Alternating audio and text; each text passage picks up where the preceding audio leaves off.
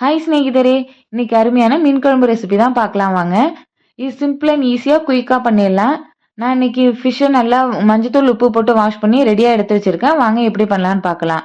ஒரு கடாயில் கொஞ்சமாக ஆயில் சேர்த்து கறிவிடவும் சேர்த்து நல்லா வெடிக்க விடுறேன். கறிவிடவும் இல்லைன்னா நீங்கள் வெந்தயம் ஆட் பண்ணிக்கோங்க. கூடவே பச்சை மிளகாய், கருவேப்பிலை, பொடியாக நறுக்கின பூண்டு, சின்ன வெங்காயம் 10, ஒரு தக்காளி இதெல்லாம் சேர்த்து நல்லா வதங்க விடுவோம். நல்லா வதங்கி வர்றப்போ ஒரு நெல்லிக்காய் சைஸ் புளியை நல்லா திக்கா கரைச்சி இதோட சேர்த்துக்கோங்க. தேவையான அளவு உப்பு, அப்புறம் தேவையான அளவு குழம்பு மிளகாய் தூள். வேற எதுவும் நான் சேர்க்கல. இதெல்லாம் சேர்த்து நல்லா ஒரு கொதி மூடி போட்டு மூடி ஒரு கொதி விட வரட்டும். கொதி வந்ததும் நம்ம ரெடி பண்ணி வச்சிருக்க மீனை இது கூட சேர்த்து நல்லா கொதிக்க விட்டு எடுத்தாக்க நம்மளோட மீன் குழம்பு ரெடி. எப்படி எண்ணெய் பிரிஞ்சு நல்லா திக்காய் வந்திருக்கு பாருங்க. அவ்வளோதாங்க, நம்மளோட சிம்பிளான மீன் குழம்பு ரெடி. ரொம்ப டேஸ்ட் ரொம்ப அட்டகாசமாக இருக்கும். மாங்காய் இருந்தால் நீங்கள் மாங்காய் சேர்த்துக்கோங்க. சாதத்து கூட சர்வ் பண்ணும்போது டேஸ்ட்டு சும்மா வேறு லெவலில் இருக்கும். ட்ரை பண்ணுங்கள்.